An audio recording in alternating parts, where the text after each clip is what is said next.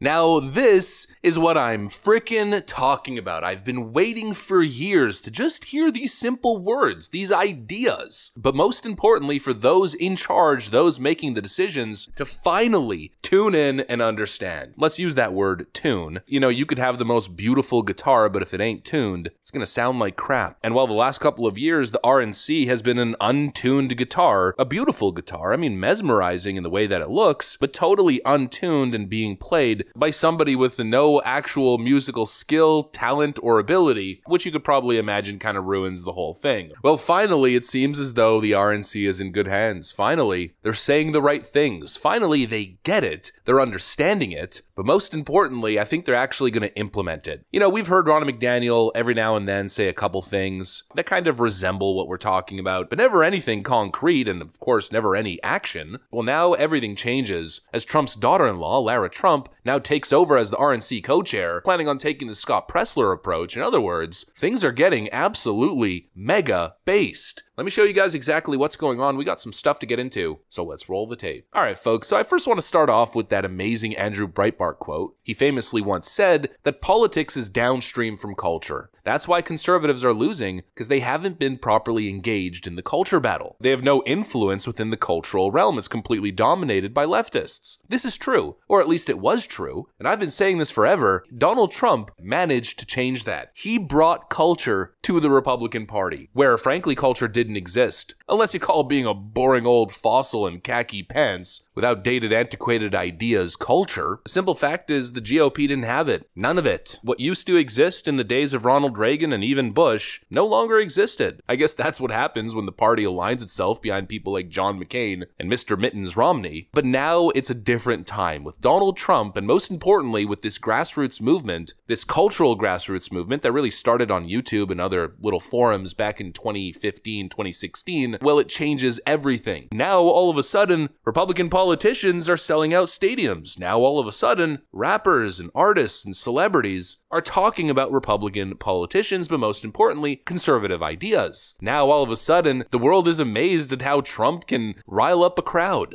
When he walked out of Madison Square Garden, it was bananas. Really? It Went was, crazy. the whole place was cheering. He walks out to Kid Rock's American Badass with Kid Rock and Tucker Carlson walking in like the right-wing Avengers. And the place went nuts. I'm telling you, the cheers of the crowd were nuts. Of course, now all of a sudden, the leader of the Republican Party is a frickin' rock star, a superstar, a guy who walks in the UFC building and blows the frickin' lid off the thing. That's something that has to be tapped into. The old RNC viewed that as a threat to its established power. Oh, it's scary. We can't sustain this. We're gonna scare away all the Mitt Romney voters. Oh my God, he's actually saying things that are true and controversial. Oh, that's so scary. You know, that was the reaction that, oh, we can't go there. No, we can't go there. They fought it instead of embracing it. They sabotaged Donald Trump. They continue to sabotage Donald Trump because either they didn't get it or they were intimidated and scared to lose what they had so preciously built, and so they wanted to fight back. Well, no more fighting. Trump no longer has to deal with a creature on his back clawing at him in a pathetic attempt to rein him in. No, it's time to freaking unleash, and most importantly, it's time to actually use Trump's cultural influence and strength and this new sort of cultural movement to get people on board. I just realized I still haven't even played the clip, the kind of crux of this video, so let's go ahead and do that. Here's a clip from Benny Johnson's show with Lara Trump. Okay, so final question here, and I think this is a big one, because we're sitting there this weekend at the UFC with Donald Trump, right?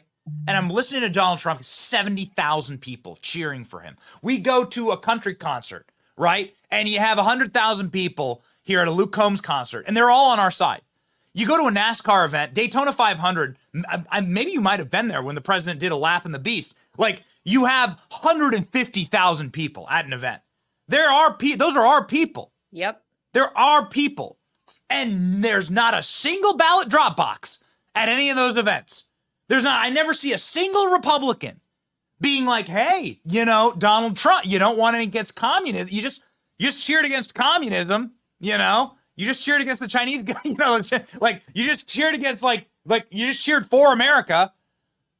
Nobody ever elicits a ballot out of them. Nobody ever asks them to vote. Nobody ever tries to register these events. I feel like it's such a lost opportunity because this is culture, you know? What you're seeing, this is culture.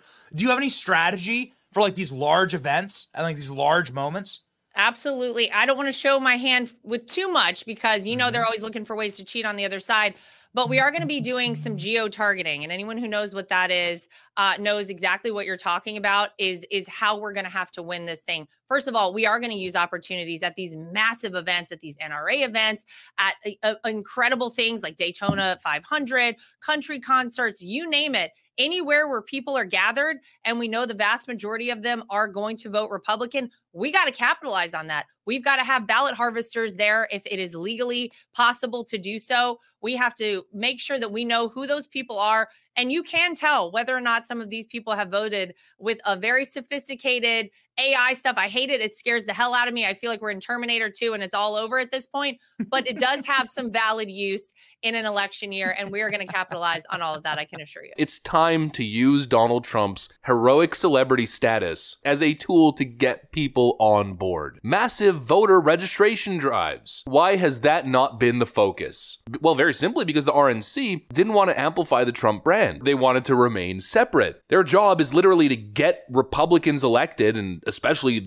the Republican presidential nominee, but they didn't want to grow the Trump base because obviously that's counter to the RNC's interest. They weren't aligned with Trump. The Trump political brand had nothing to do with them. It signaled, if anything, the diminishing of their power and influence. And so they had no interest in doing massive voter drives, showing up where it mattered, doing what Scott Presler is doing and trying to register the Amish to vote Republican. Well, now it's frickin' happening. It's exactly what we've been asking for. And while the left and all the rhino Republicans, the Liz Cheney types of the world, are going on and on about how Lara Trump is unqualified to be RNC co-chair, well, I guess Lara's going to continue to prove to them why they're so deeply wrong. They're wrong on a number of issues. Honestly, Lara Trump as RNC co-chair in a couple days has done more than Ronna McDaniel did in years. Already she's announced a brand new program to deploy, I guess we could call them watchdog groups across the various states in an effort to ensure election integrity. And on top of that, now we're finally talking about legal ballot harvesting. If I am elected co-chair of the RNC,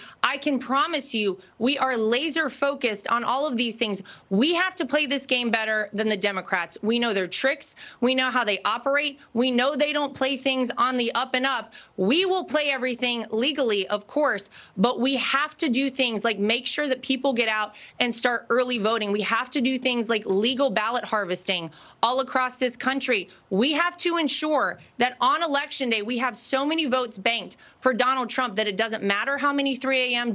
dumps they have or suitcases full of ballots, Donald Trump will be victorious. Music to our ears, Lara. You know, that's again something that Ronna McDaniel alluded that she would be interested in, but never really said it outright. Quote, legal ballot harvesting. Those are the words I've been waiting to hear for months. That needs to be priority number one. I mean, just take a look at the map. Ballot harvesting is legal in more places than it is illegal. In fact, there's only one state where it really is illegal, and that's in Alabama. In every other state, it's either totally legal as long as the person who harvests the ballot is someone that was chosen by the voter. Those are the green states, the orange-colored states. It's legal as long as a specific person returns it. Caregivers, family members, household members, and maybe a couple other exceptions. Playing this game, I guess we could say it, could really make the difference. For instance, ballot harvesting is totally legal in Pennsylvania. That is the most important state. You win in PA, you win the election. Well, it's time to work. It's time to register the Amish to vote for Trump. It's time to ballot harvest just like the Democrats plan on it. And it seems as though that's exactly what the RNC is doing under Lara Trump. That's what the media is so scared of. That's why they keep writing all of these hit pieces, targeting the RNC and the Trumps. This isn't a fascist takeover of the RNC. It's just based politics. Although maybe a little bit early to call it based. We'll have to see exactly how it plays out. But I'll tell you one thing, it's certainly what the doctor ordered. And so I guess we'll monitor the progress. Anyways, that's what I got for you guys. Hopefully you enjoyed this video. If you did, make sure to leave a like and possibly subscribe to the channel. Thanks for watching, and I'll see you on the next one.